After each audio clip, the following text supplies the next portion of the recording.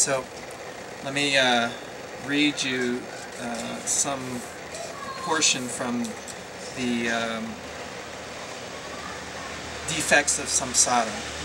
This is again from the text, the book Words of My Perfect Teacher by Patrul Rinpoche, a basic Tibetan Buddhist text.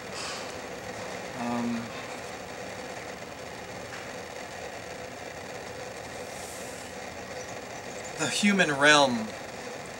Humans suffer from three fundamental types of suffering, and also from four great streams of suffering: birth, old age, sickness, and death. Other human sufferings are the dread of meeting hated enemies or of losing loved ones, and the suffering of not getting what one wants or of encountering what one does not want.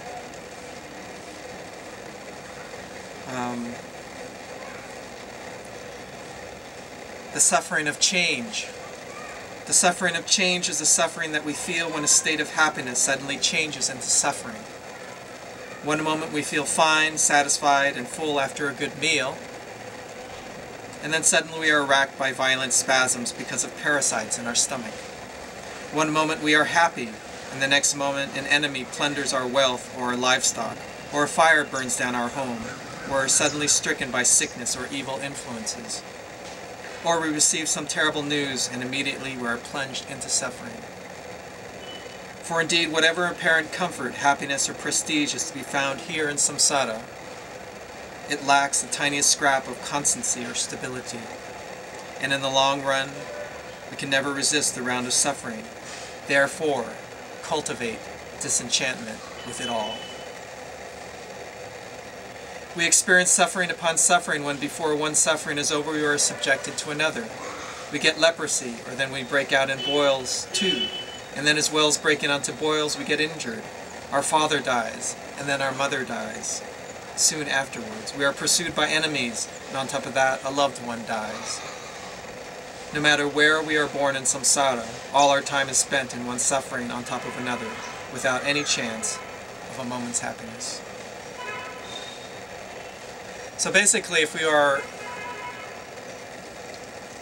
attached to, if we are focused primarily on this worldly life, this sensual life, we will never find real satisfaction, any kind of lasting satisfaction or happiness. And it's important to cultivate this awareness of this fact, the fact that true satisfaction never comes from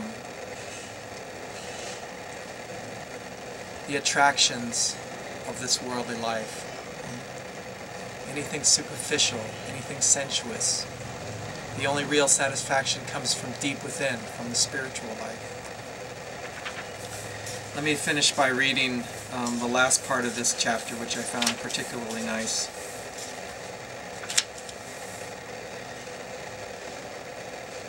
It is in all our ordinary activities and commitments limited to this life's concerns that prevent us from getting free from samsara's realms of suffering now and forever. Apart from an authentic teacher, no one else can truly show us what is to be done to cut through the moorings that hold us to this life and attain enlightenment in our future lives. Leave behind all of this life's preoccupations, parents, relatives, and friends, companions and lovers, food, wealth, and possessions, like so much spit in the dust. Be satisfied with whatever food and clothes might come your way and devote yourself wholly to the Dharma. Vedanta Sangye says, material objects are like clouds and mist, never think they might last. Popularity is like an echo, don't pursue esteem, pursue its very nature.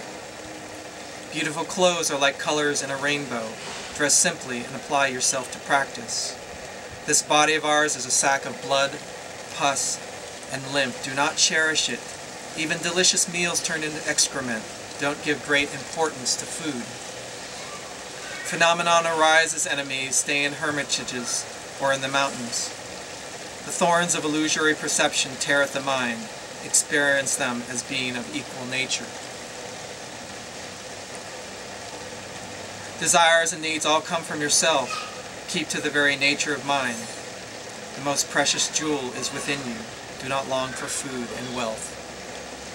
A lot of talking just brings quarrels. Act as if you were dumb. Mind has its own ability. Don't just follow the dictates of your stomach. Blessings arise from the mind. Pray to your Lama and Yidam. If you stay in one place too long, you will find fault even with the Buddha, so don't stay anywhere too long. You should act in a humble way. Abandon pride in your status. You won't be here for long. Practice now without delay. You are like a traveler in this life. Don't build a castle where you are just resting a while. No action will be of any help. Put accomplishment into practice. You never know when your body will become worm fodder or simply disappear. Don't get distracted by life's appearances. Friends and relations are like little birds on a branch. Do not get attached to them. Confident faith is like an excellent foundation. Don't leave it in the refuse of the negative emotions. This human form is like a precious, wish-granting gem. Do not hand it to your enemy. Hatred. Samaya is like a watchtower. Don't contaminate it with faults. While the Vajra Master is still among you, don't let Dharma drift into laziness.